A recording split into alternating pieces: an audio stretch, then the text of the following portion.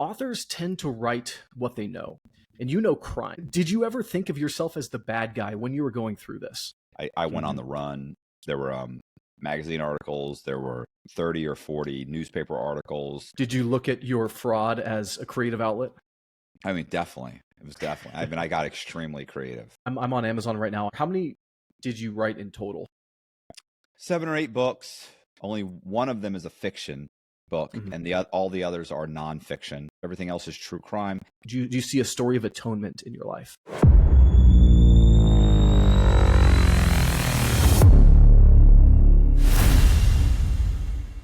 This is the Writers Are People Too podcast, where you might just find that you shouldn't meet the writer of your heroes.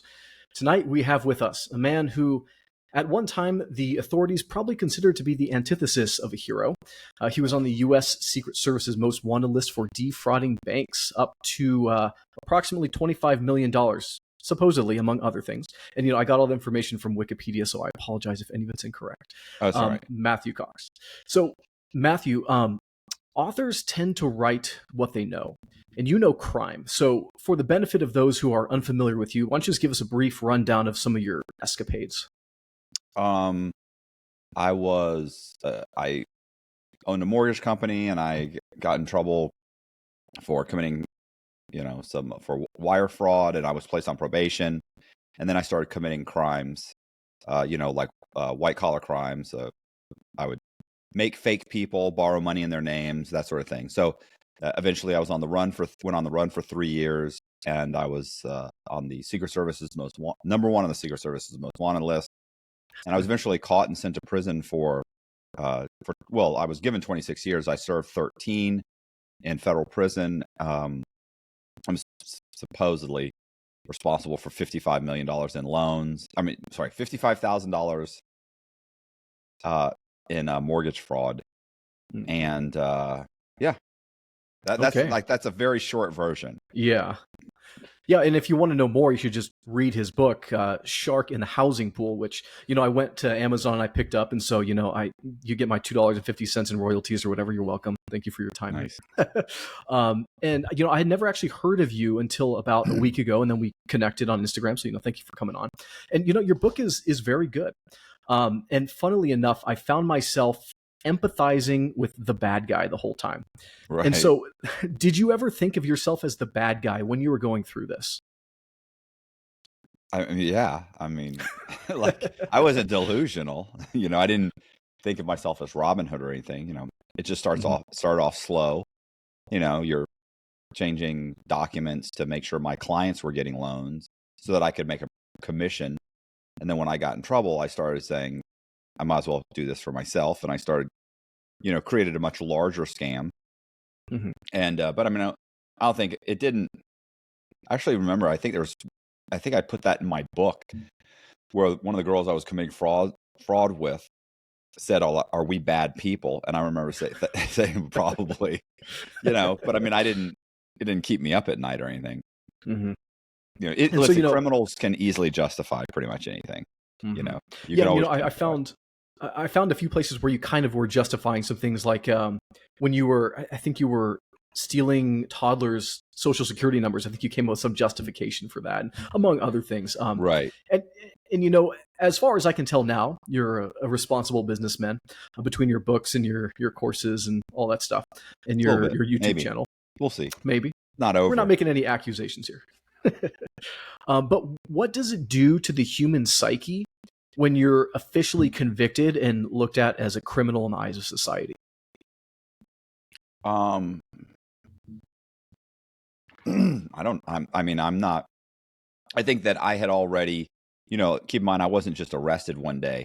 I went on the run. There were articles about me. There were magazine articles. There were 30 or 40 newspaper articles. There were, like, if you read the book, you can see I pull all these quotes out of these newspaper articles. There was Dateline did 2 1-hour specials. I was on American Greed. So I mean, there was a bunch of media attention, and none of them were singing my praises. So long before I was convicted, I mean, I knew, like, this is not something society is acceptant of. And, but to commit fraud, like, you have to be okay with that. Hmm. You tell yourself, those people don't know me, they don't understand, I'm not hurting anybody, I'm probably inconveniencing some people, but they'll be fine. You just shrug it off. Mm-hmm. So was it you were kind of doing a quote unquote victimless crime and sticking it to the man the whole time?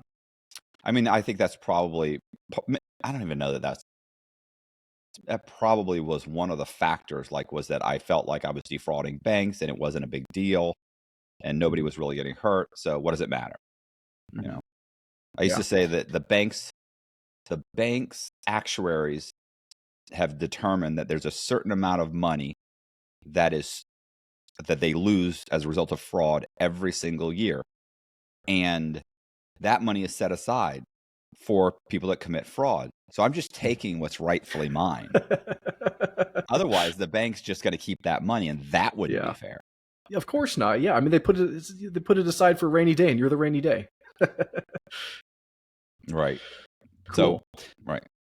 Yeah. So there are a few places in your book that you mention ethics and morals. At the beginning, you say, "Luckily for me, ethics didn't get in the way of profits." And towards chapter 10, I think you said, "I'm not a fan of identity theft for several reasons, none of them moral." And so, first off, side note, I think your book is hilarious. There are tons of very, witty things you say and sarcastic things you say, and you're just being brutally honest. So I did love that.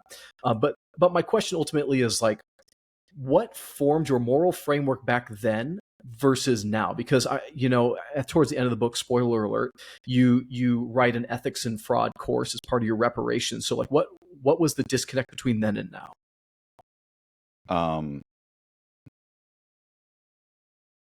Well, I mean, I wrote the ethics and fraud course because I was trying to get my sentence reduced. Mm-hmm. But I honestly would say that I probably had, my moral or ethical compass kind of readjusted by my prison sentence. And as a result of that, I ended up writing a book. I ended up writing a memoir. I mean, I wrote a bunch of books, but the big thing was that I wrote my memoir, and as a result, I read multiple books on how to write memoirs and how to write true crime, how to write nonfiction. And one of the things that happened was it's funny because I had my mom at the time order several books for me. And then probably the best, and these are, they're 150, well, no, 150. They're more like 200-300 page books, right? I remember I got the True Crime for Dummies, or writing a memoir for what was it? The Idiot's Guide to Writing Memoirs or something. So I get all these books, and it's funny because all those books are written by great authors. They're really, the title obviously is catchy, but the books are all solid books to read on the subjects. And I ended up having some guy give me a book that was 100 pages or 90 pages long. It was this little tiny book, and it was written by this woman probably in the 80s or something. And she had written 2 or 3 memoirs herself. And so she wrote a little book on how to write memoirs. And it was probably the most, and I can't even remember the name of it. Everybody's always like, well, but what was the name of the book? I can't remember. I just remember it had a sailboat or something on the front of it. And it was tiny. It was this big, it was little, and it was, I'll bet you it wasn't 20,000 words, maybe less. And I read it, and it was just great. It gave all these great insights on how to write. It was about writing memoirs, but really just about writing nonfiction. Talked about looking for those things in your past that help shape the things that you would do in the future, and whether you truly believed it or not. And one of the things was that she was like, because the truth is, you wouldn't know if those things shaped you or not, because you're kind of like you're a fish in water, right? Fish doesn't realize it's in water. It's always been in water. It's surrounded by water. It doesn't understand. So, you don't think about air, right? You don't think about the damage that's been done to you as a child that helped shape the person you are. Other people might see it, but you certainly don't. So she was like, but look for those things, and that will help determine your path in life. And that's one of the things that makes a great memoir. She had all these great insights. And I remember one of the things she had said, which I thought was funny. She was like, don't be too concerned about knowing exactly what happened. If go off of what your recollection of that may, you don't have to say it's fact. She said, I can tell you right now, one of her books, she said, I talked about growing up and how you would hear people say, I walked to school uphill both ways, going and coming to school to catch the bus. I walked 3 miles, to the uphill both ways to the bus stop to go to school. And she said, so she was in her 30s and she went back to her childhood home. And she said, what felt like 3 miles. She said, and I had said, like, I literally did walk about 3 or 4 miles to the bus stop to catch the bus to go to school. She said, literally was probably no further than a city block. She said, maybe an eighth of a mile. She said, but as a 7 or 8 or 9, 10-year-old kid, she said, it felt like this huge distance. And she said, so, when I wrote that in my book, like, I wasn't lying. That was my perception at the time. Yeah. And anyway, so I felt like it was just a great book all the way around. And so yeah, I had read these books and I started writing, and I think that made me take a long look at myself and my upbringing and my decision making and stop justifying. And one of the big things for her too was like that if you've done something, if you've done horrific things or been cruel, then say you were cruel. There's nothing wrong with that. There's nothing wrong with admitting those things. And in many ways, admitting those things will bring the viewer closer to you, because if the viewer starts to like you and you're hard on yourself, they'll come to your defense. So, and I find that all the time. Like I'll do a video, I have a YouTube channel and I'll do videos, and someone will periodically, although most of the people that watch the videos, love me to death. There's every once in a while, there's some guy that's like, this guy's a piece of garbage. He's a horrible human being. And I'll go in and I'll say, you're right. I've done some horrible things.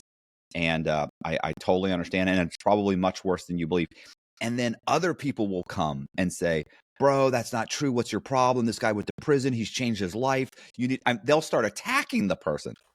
Because now, had I said that exact same thing, people wouldn't come to my defense. They'll come to your defense when you're hard on yourself more than they will when you start trying to deflect and defend yourself. And it's the same thing, I think, in writing, especially writing books. If you're hard on yourself, people that read it, listen, by the time you start being hard on yourself, you're doing things horrible or doing horrible things, people already like you. That's chapter 3, chapter 4, chapter 5. By chapter 2 or 3, they should already like you. They should be rooting for you. Yeah. And that's very true. And I do recall what you were saying about writing things from your perspective. I think you put that in your introduction or whatever. You're like, people will argue with me and there's court documents or whatever, but these are the things as I remember them. And so that is very fair, because reality is shaped by our perception. So 100% agree with you there. Well, and I was going to say, there's nobody to tell the truth. You ever hear that? I love that saying, there's 3 versions of the truth, their version, your version, and the truth. But the truth is, there's only 2 versions. There's their version and your version, because there's nobody there to tell the truth. Yeah. There's only, other people's perception. There's no omnipotent God that will come down and say, no, this is exactly what happened. He doesn't do that. It's whatever you think happened and what this person think happened, or maybe it's the victors that tell the truth, but you can never really know exactly the truth. You can never see through everybody's point of view. Yeah, absolutely. So amid the exacto knifing of IDs and the falsifying of documents and forgeries and the moves and the new identities, did you ever think, hey, I'm in over my head? Or were you just like, this is my life, I just have to keep moving forward? Yeah, that's what I thought. Exactly. This is the path I'm traveling, and I'm just going to stick with it until, I'm going 300 miles an hour, until the wheels come off, until I hit the wall. Or yeah. So final question then about your past life, so to speak, before we get really into your writing. Do old habits die hard? Oh yeah. People always say, like, oh, do you ever think about it? And I think they expect me to say, oh no, I don't think about it. Or, would you? I think about it all the time. I think about fraud all the time. It's extremely comforting to me to Hmm. think about it. It's funny. I, you know, like when I first got out of prison, I was living in somebody's spare room. And I did that for about 18 months. And I mean, for 18 months, every time I was like, I don't know if I'm gonna be able to pay rent. I'm not sure. Like money's not coming in. People, things would happen and somebody doesn't come through with a job, or somebody doesn't come through with a check, or somebody changes their mind and doesn't hire you to do something. At this point, I was painting, and you think you've got so many commissions coming and people suddenly don't do it, or they don't purchase the painting they said they were going to. And so, you get frustrated. Always my first thought was fraud. Hmm. If things get so bad that I think I'm going to go under, then I'm just going to commit fraud.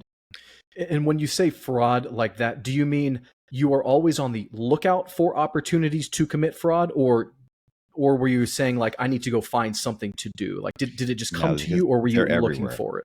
I'm always, listen, I'm driving down through a neighborhood and I see a house that's in good condition, but I know nobody's lived in that house in 6 months. And my thought process is, where are the owners of that house? Who owns that house? Someone's watching it. Someone's maintaining it. They're mowing the yard. But nobody's lived there for 6 months. Like, that's a perfect house. Hmm. Or Airbnbs. Like you hear about Airbnbs and I'm like, what a perfect opportunity for a scam. Like, what a perfect opportunity to, like, these people don't live here. They'll give me access to their house for very little money for a week. And I only need a week. I could borrow, $500,000, $1 million on your house within a week. I mean, I could sell that house within a week. So, Yeah. or at least get the deposits on it, pay 2 weeks. 2 weeks, I can have that house sold multiple times. So, I mean, that's just an automatic thing. It's just constantly cycling in my head. It doesn't go away. At least it doesn't for me. I'm sure, hopefully, for a lot of fraudsters or criminals in general, it goes away, but it doesn't for me. Hasn't. I'll let you know. So real quick, you mentioned painting, and you didn't write before you went to prison. Is that correct? I actually did write. I just never published anything. I actually wrote a book. Keep in mind, I'm running a mortgage company with like 10 or 12 guys in it, but it's not a full-time job. And I used to listen to like John Grisham. So I actually wrote a novel, but I never published or anything. Like, it was it was a rough Was that the manuscript. Associates? Yes. And I put it in a drawer and I forgot about it and hadn't thought about it in years until suddenly the media started talking about it. He wrote a novel about exactly what he's doing, and it wasn't exactly what I was doing. And it was the character in that novel was as much me as John Grisham's characters are him. So perhaps bits and pieces. Because we all do write bits and pieces of ourselves, but not exact stories, is what you're saying. Right. Yeah. Like, are there similarities? There are some similarities, but overall, if you were to read the story if you were to read Shark in the Housing Pool and you were to read The Associates, you'd be like, oh yeah, this is not the same story. Would you say John Grisham is your favorite author then? I don't even know if I have. I mean, I can't pronounce his last name though. Chuck Paholnichek. He wrote Fight Club. Polchinski? Is this? I don't know. Pulp, the guy that wrote he wrote Fight Club, he wrote Choke, he wrote I have never been able to pronounce his last name. We're gonna look this up right now. And I like John Grisham. I like the classics. I like Tom Clancy, I like Nelson DeMille. Okay. Yeah, even the title that you gave it, The Associates, it does sound very John Grisham. Like, I mean, he's got, like, I think my favorite by him is, like, The Testament.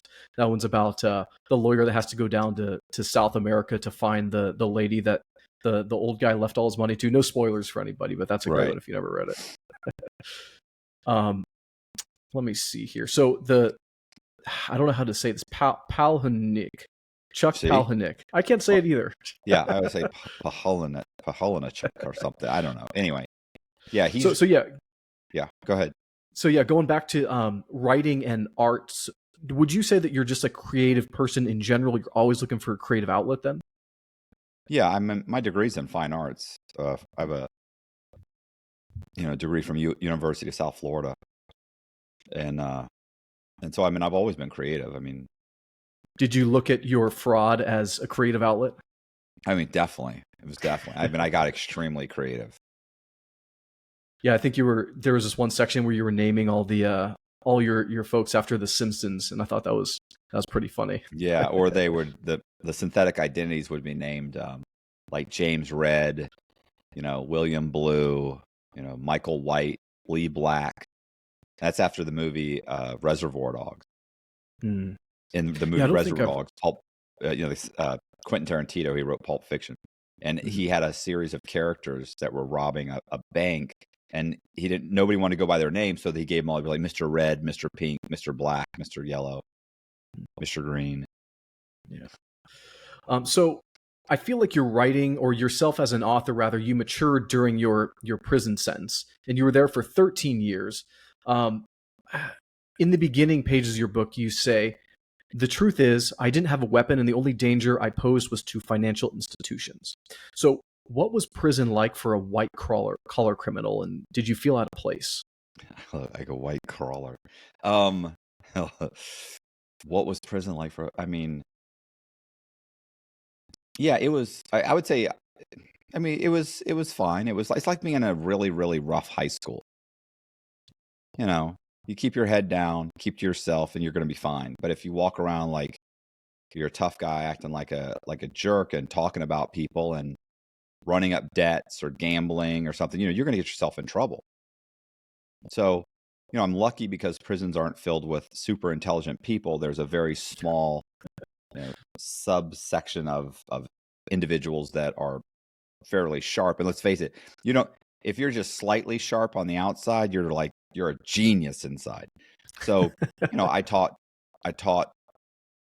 GED classes. I taught classes on how to write essays, I taught the real estate class for, gosh, I think like 12 years, like 10 or 12 years. No, like 12, like 12 years. What else? So I worked in the library. I worked in education. People would come to you and ask you to read their legal work and explain, legal work's not that easy to read, especially if you're somebody who didn't graduate high school. So that sort of thing. So, I didn't have a really bad time in prison. It wasn't horrible. The bologna sandwiches didn't suck.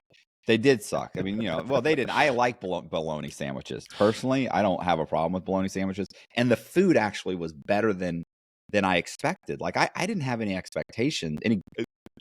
My expectations of prison were not very high. So when I got in there, I thought they fed us very well.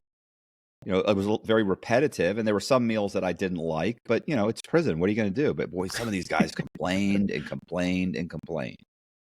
Everything. It was like, well, when you were robbing banks, or when you were, selling drugs, like, what did you think prison was going to be like? Like, do you think you're going to get there and they're going to serve you great gourmet meals and they're going to treat you well and everyone's going to be respectful? Like, what did you think? So, but some of these guys, they don't, whatever, they're delusional. Yeah. So while we were texting to set this up, you specifically mentioned that you want to discuss the difficulties of writing true crime in prison and how that came about. So how did that come about?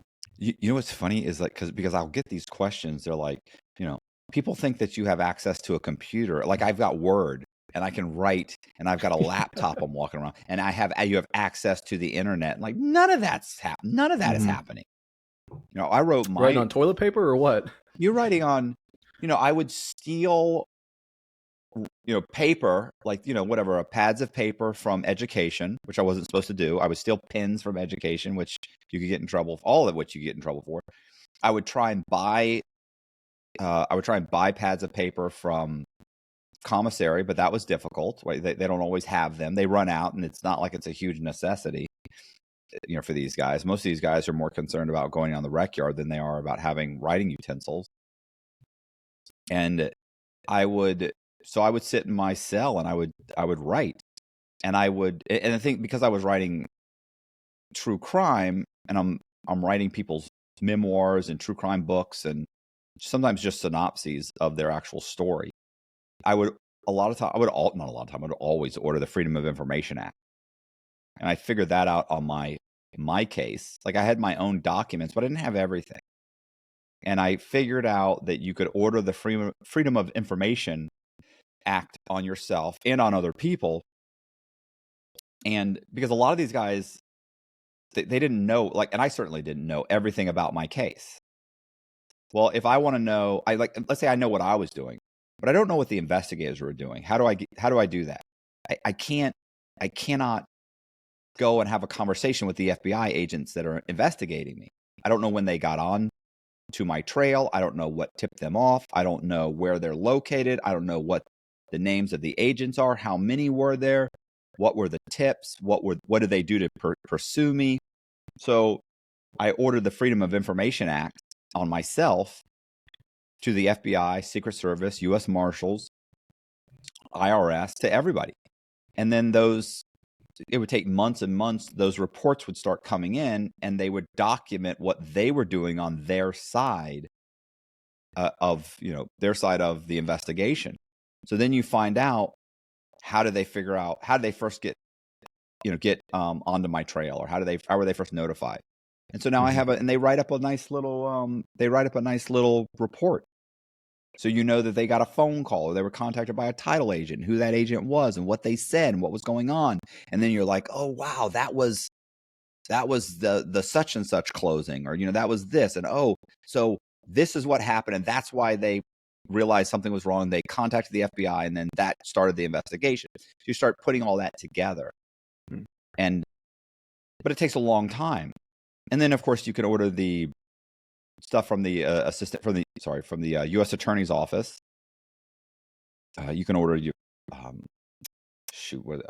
indictments and transcripts and factual stipulations and things of that nature. Your plea agreement, what you agree to, those sorts of things. So all of that helps build a separate story.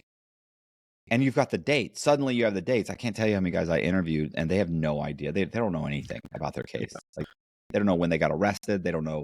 They're like, yeah, so this is when I robbed the bank. And then you get the Freedom of Information Act in, and they're like 2 months off, 6 months off. Like you said, you did it in early 2008.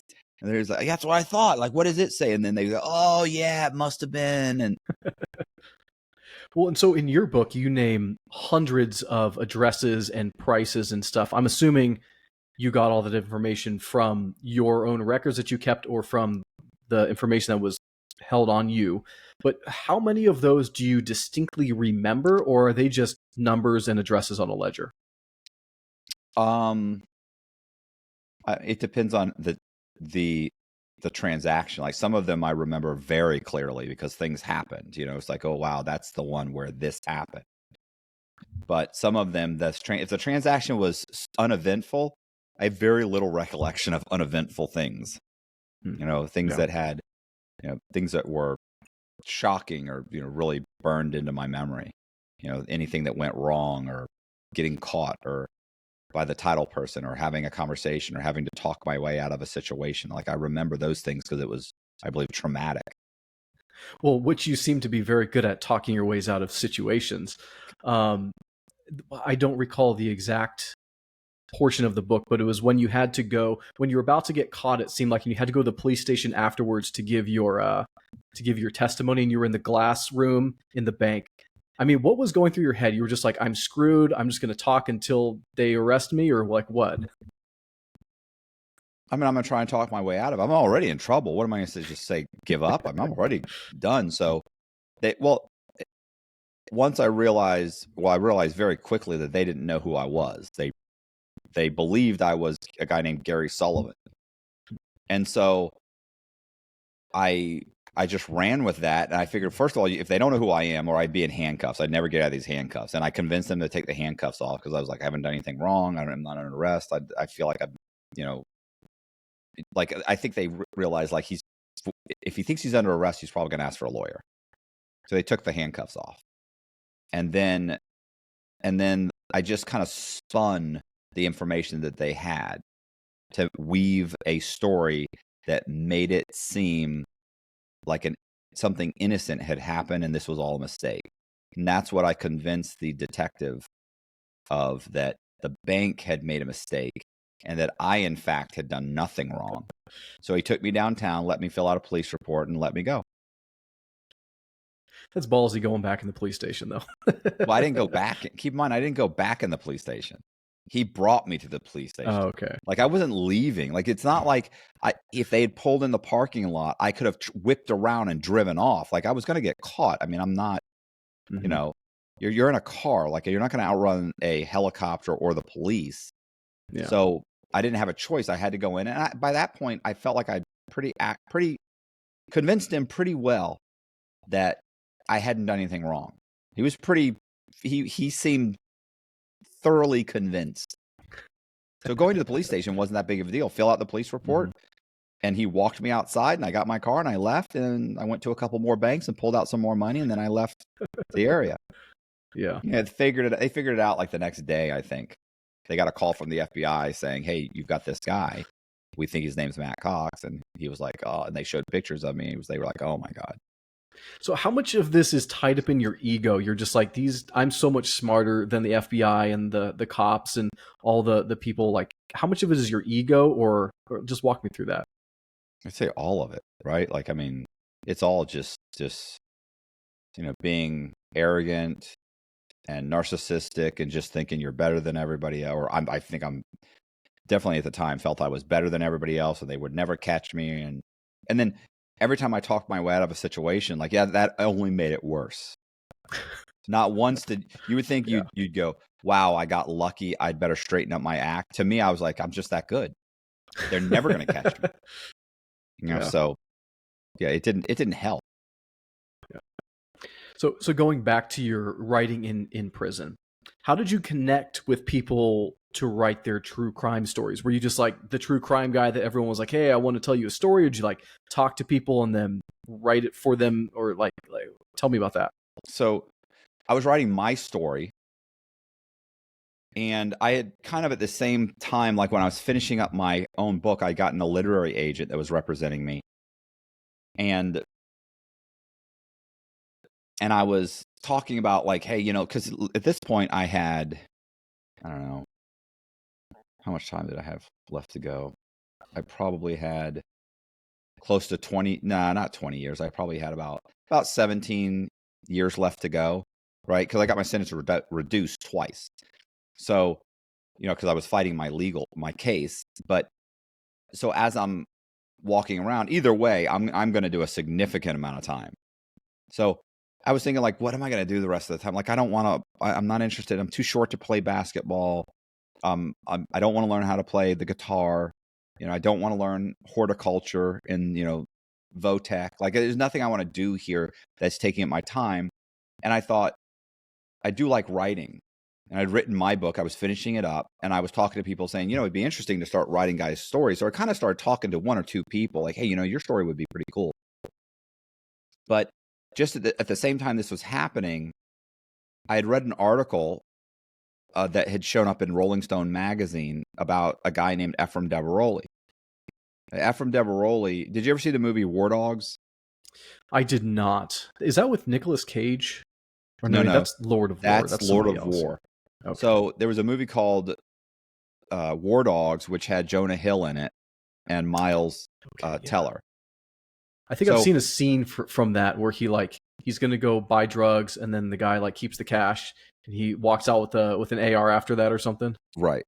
Yeah. So exactly. So it was basically about a bunch of kids, or about these two kids that were kind of stoners, and they end up getting a contract to supply the Afghan security forces with munitions. So they end up getting in trouble because the munitions that they're buying are Chinese munitions, and you're not allowed to buy Chinese munitions.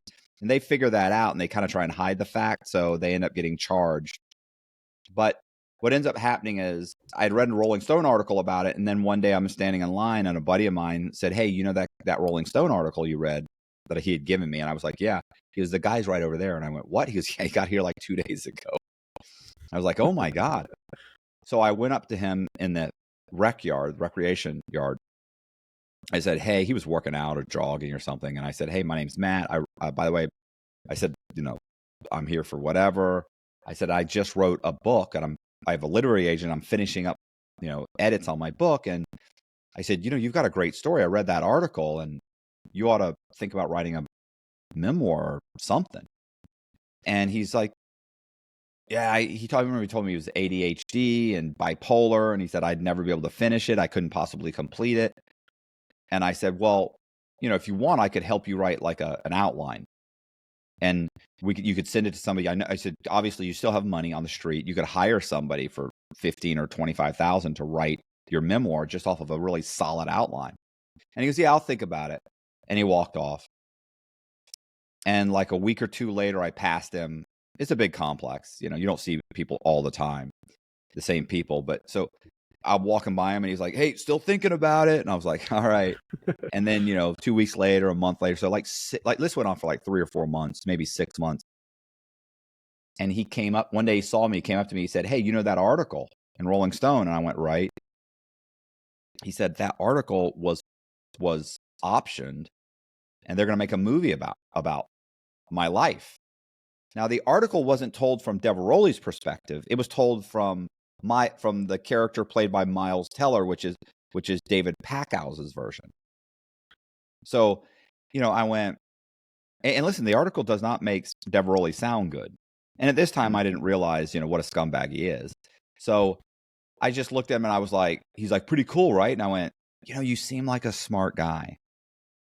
And he was like, right. And I went, you're going to oh, and by the way, the people that bought it were the guys that make the Hangover movies. And I said, you're going to let Todd Phillips make a comedy about your story told from your business partner's perspective that hates your guts and makes you sound like a scumbag. And I went, you're the main guy. I said, you could sell you could sell the rights to your own story, write your own memoir, sell it, and probably get a movie made. I said, but you don't want to spend a few hours a week to write an outline. I said, you understand that they're going to make a movie called Dude, Where's My Hand Grenade? And you're going to be a laughingstock. You're going to be Spicoli from Fast Time at Ridgemont High. You're going to be a laughingstock because you don't want to spend a couple hours working on an outline. Like it's been 6 months. And he was like, bro, when can we start, man? I was like, you got to go, like, think about it. You have to go back out in the real world. He had a very short sentence. He had like 6 years. He's going to be out in like 4 years, 3 years. You're going to be out in a few years.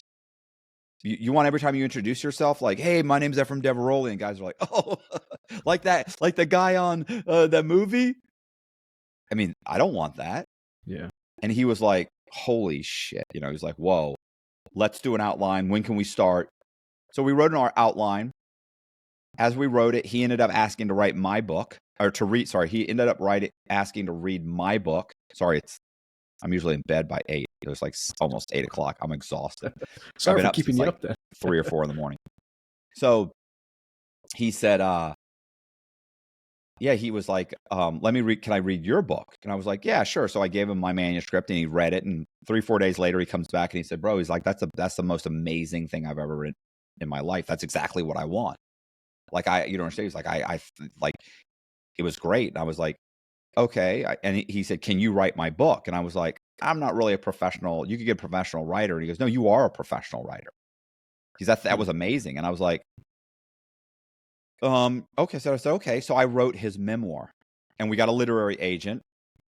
And then after that was finished, like I won't get into that. It ended up being a disaster, not because of the book, but because of Deveroli. Just to clarify, this book is called Once a Gun Runner, right? Yes. Once a Gun Runner. Okay. And so as that was finishing up, another guy approached me. And keep in mind, writing for Deveroli was easy because Deveroli had like 10 or 15 boxes of his discovery, underneath his bed. So anything, and he had this memory it was amazing. I mean, he knew almost every single date of every event that's ever happened. So he was an extremely intelligent guy. For all of his faults, the one thing you can't say is that he's an idiot. I mean, he was so bright. And so it was very easy to write that outline, compared to most outlines. And I had all of the material at my fingertips. So once that project was, by the time that's completed, other people are now approaching me. Hey man, I saw you're writing Deveroli's memoir. Like, let me tell you my story. And I'm like, okay, well, meet me in the library at 11 o'clock or at 10 o'clock on Saturday. And then they'd sit down with me and tell me their story. And sometimes you're like, like I get it, but is it marketable? Yeah, like you're in here for crack, and you were raising the projects, and your mom was a prostitute, and your dad was in jail, and all your cousins sold drugs, and you ended up getting into it because you were just in a bad spot, and the DEA lied about what happened, and then blah blah blah, and you're like, it's a tragedy and it's sad, but it's not unique. Mm-hmm. That story's been told 1,000 times. So, what's unique about it? So I had access to the people that most reporters would die to have access to. I mean, I'm getting told stories by everybody that thinks they have a good story, and I'm able to cherry pick. Most of these guys, if just one of them went up and talked to you, you'd be like, oh my God, that's a movie. That's amazing. What a great story. But I was able to look at, I'm talking to, every other day I'm talking to somebody, I'm like, it's good. It's just not for me. I'm not that interested in drug stories unless there's something super unique about it. And you've got a run-of-the-mill drug story. Like I could throw a rock and skip it off of 6 guys, in the rec yard that have that same almost exact story. Anyway, I get contacted by this kid, Doug Dodd. He's pleading with me to talk to him. So I talked to him, and he asked me if I'll write his story. And him and his high school, it's a bunch of high schoolers that were all on the wrestling team, like these 5 good friends that were on the wrestling team. Clean-cut white kids that they start taking oxys and selling oxys, and then they start doctor shopping. Right? You know what doctor shopping is? I don't. So they start going to doctors, and they figured out how to fake the MRI, so they could give them an MRI, and it looked like they had a certain issue, like a curvature of the spine and a separation of discs, just by holding their. Anyway, the point is that they were able to fake the MRIs and convince the doctor that they needed oxycodone, and they would get them to give them the oxycodone prescriptions. So a pill's like $1. But on the street, that same pill goes for $40, $30, $20. And so for maybe some of these pills are like 30 cents. So for $1,000 in pills, you've got yourself $8,000 worth of pills you could sell on the street. Mm-hmm. And so and keep in mind, that's what they would do. So they would go from doctor to doctor to doctor to doctor before they had the system they have now. And they would just keep getting prescriptions, and they just go to different pharmacies and they get the scripts. And before you know it, they're selling $100,000 worth of pills, $200,000 worth of pills a month. Jeez. So I write that story. I end up, I end up writing it wasn't a book at first. At first it was a synopsis. I contact a bunch of reporters for multiple magazines, Wired, Esquire, GQ, and one of the guys, well, a couple of them came back and were interested, but one guy was interested, and he agreed to write an article about the story. And he said, I put him in contact with Doug Dodd, because I told Dodd, if I could get you some coverage, because you have no coverage. If I can get you some coverage, I like the story because it's very unique, right? Because once these guys graduate high school, they go to different colleges and they start shipping the packages. One guy stays and keeps doctor shopping, and he starts sending packages to universities all over the U.S. And so now they've got a whole, trafficking distribution network, and they bring in other people. It was super interesting. Anyway, the point is I hook up with this reporter. We write an article for Rolling Stone magazine, and we option the life rights for this kid's story. I then get a book deal, and I write his memoir, and it's called Generation Oxy. And so we option his life rights, and it gets picked up by Warner Brothers. By this point now, and keep in mind, so now I'm in an article, so I get this kid in an article, and comes out in Rolling Stone magazine. People are walking around the compound with the article.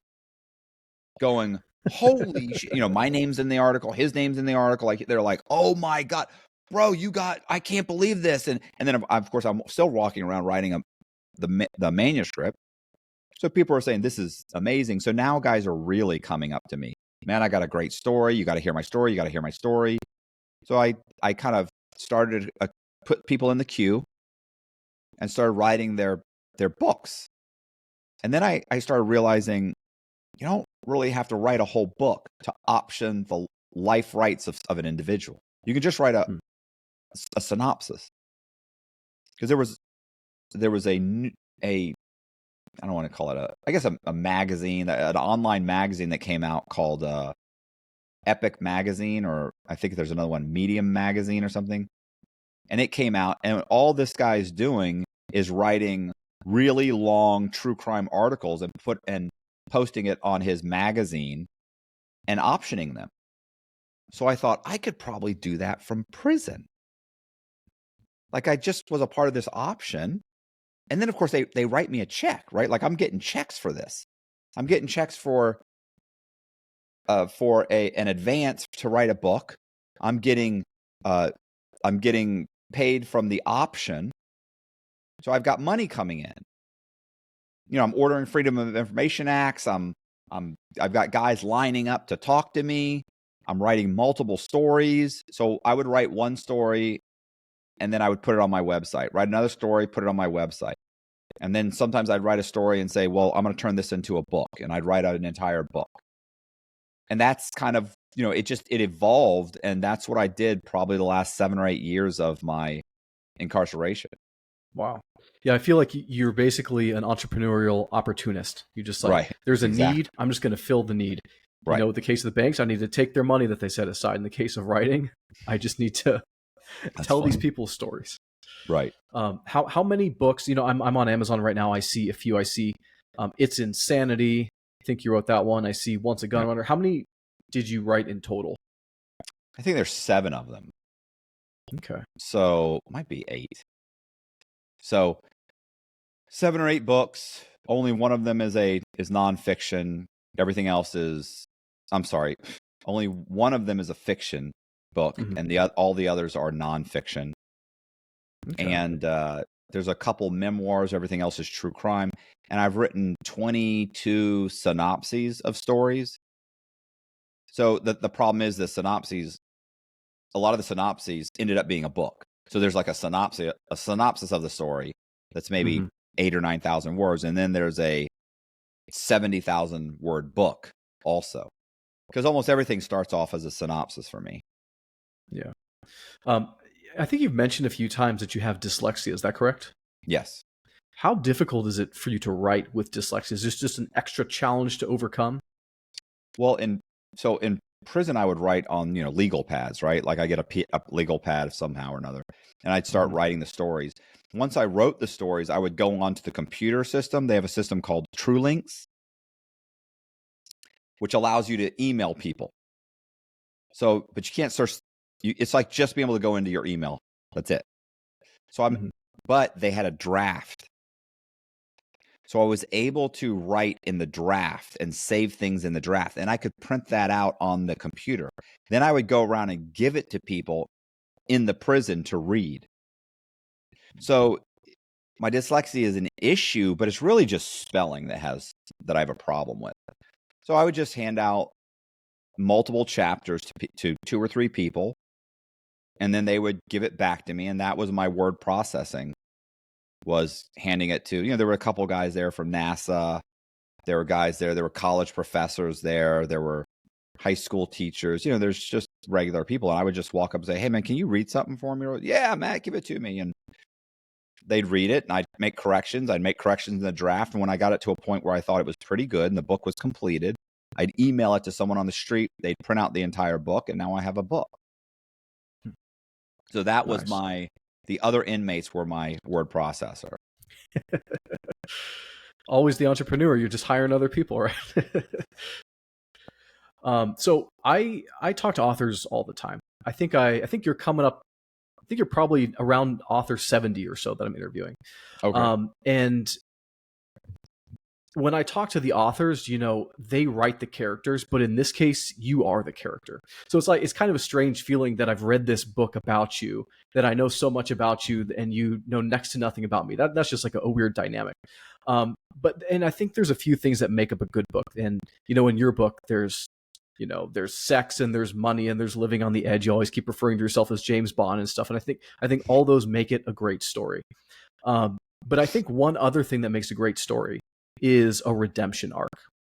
So do you see yourself as having a redemption arc from the start to the end? And like, do you see a story of atonement in your life? I don't.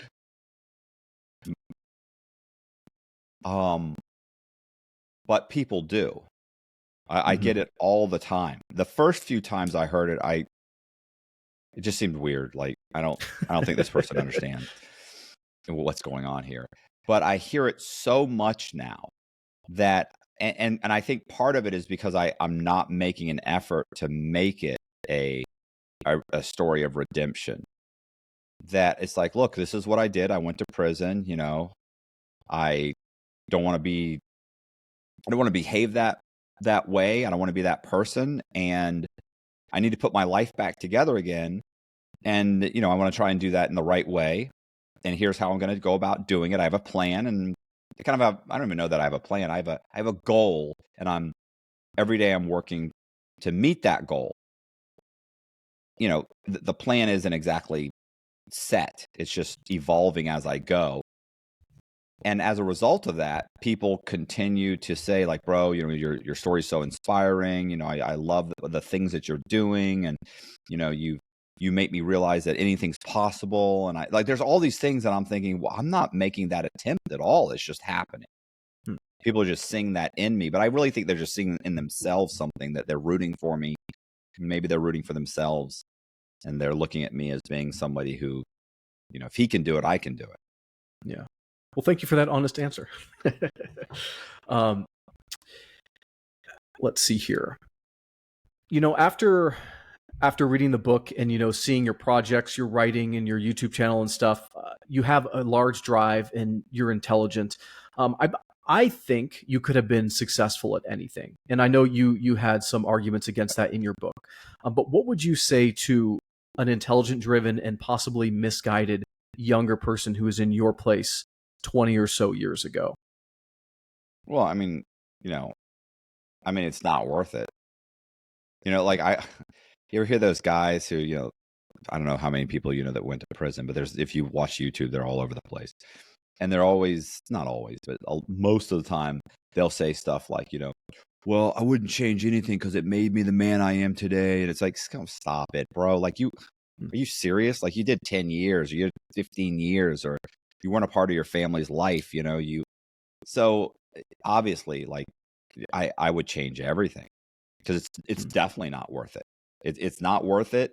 It's eventually you get caught, you hurt everybody that you probably told yourself you were doing it for. Does that make sense? Like, people justify, I'm going to go in the bank because I need the money to take care of my kids. And really, because you're going to get caught. And, maybe you get away with this one, or maybe even worse, you get away with this one, and in 6 months it catches up with you. You go to jail for 3 years for what? If I want to take care of my family. Well, if you want to take care of your family and you want to be an example to your kids, then explain to your kids that you're struggling and you have to get a second job. Because that's what a man does. He gets 2 jobs. He works 80 hours a week. You have to move out of the big house, or you have to sell your car and take the bus, or you have to, why? Because things are hard. I could go rob a bank and possibly end up in jail, and you'd end up in foster care. That's not the road that your little buddy Jimmy's dad took, and now he visits him in prison every 2 weeks. You see what I'm saying? Like, yeah, you have to make those hard choices, and I think committing crime was the easy choice, and it was stupid, and it wasn't worth it, and in the end, it wasn't worth it. And despite even if you said, hey, let's remove the fact that you harmed society and the victims, and because telling that to a criminal is useless. That doesn't bother me at all, right? Like, that's not affecting me. So if you talk to a criminal, what you need to say is, You're going to hurt your family, and you're going to lose everything. And when you get out, you're starting from scratch, and now you're a felon, which is 10 times worse. You think it's hard now? Get out of prison at 50 as a felony, or with a felony, or in my case, with 20 felonies, and articles about what you did. Now try and start. So I just think that it's not worth it. Like, work harder. If you want to say be a man, then be a man. Go get a second job. Stop making excuses. Go work the labor pool. Like, don't tell me, oh, I can't get a job. Stop. Or you can get a job. You can get a job at McDonald's. You can get a job laying drywall. You can get a job as a carpenter. You can get a job, work for a week for free to try and learn the craft. Put in the applications. Like, you can figure it out. Like, wake up on time, go to the job, be enthusiastic. Like, that's what a real man does. And don't justify committing crimes, because in the end, it's not worth it, and you'll lose everything. And it's not worth it. Yeah. Wise words. And I think all of that sums up, again, what I see in you, which is an incredible work ethic. Even if you were doing things against the law, you still had an incredible work ethic. Like, you were just grinding every day. And so I heard this quote one time, to paraphrase, that people who are successful, they often have like an inferiority complex and a huge ego and something to prove, and also the incredible work ethic that I just mentioned. And so my final question for you is, what is your secret to success? Because I look at you and I do see success. Is it a mixture of those personality traits? Is it good luck? Is it just banging your head against the wall until you get it right? I think it's all four of those. Like, I have an inferiority complex. I have a huge ego. Definitely trying to prove something. I always say, like, every bad decision I've ever made was based on arrogance, on just being arrogant and obnoxious, and just making a stupid decision because there are so many examples.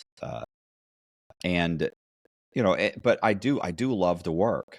I do have, like, I don't like people. I always kills me when people say, "Oh, if I won the lottery, I'd go quit my job." Okay, well, what are you going to do in 2 weeks? Yeah. Like, I don't think people don't take 2 weeks vacation because that's all they can afford. People take 2 weeks vacation because after that, it's like, what else am I going to do? Like, maybe you could travel for 3 to 6 months, but that's going to get old. Like, I enjoy working, and so I have a very good work ethic. I'm creative. I have a good work ethic, but I definitely have have a inferiority complex, and chip on my shoulder, and all of it. And that you'd think, like, knowing that would help. It doesn't. And, tying it all back to writing, I often think that too. I'm like, what if I did win it big? What if my book became a New York Times bestseller and got made into a movie and all this stuff, and I never had to work again? What would I do? And it always comes back to, I would probably still write and tell people stories. Yeah, because that's what I love. It's great. It's a great creative endeavor, right? Like, it's like, somebody was asking me, like, what is that? Well, why do you do it? Why do you? And I'm like, on a micro scale, you know what it's like? Do you mow your own yard? And guys are like, yeah. I'm like, it's like mowing the yard sucks, right? Like, it's not fun. And they're like, well, yeah, it's sweaty and it's hot and it's, yeah. I'm like, but when you're done and you look back, do you ever always look back at the yard?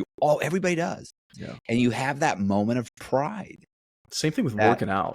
Right. That's what I do, only over the course of 6 months or a year or 3 months or whatever time frame that, like, you get to look back and go, wow. Like, you know what I'm saying? That's like, man, that looks good. But it's 10 times better than that. 10 times better. Awesome.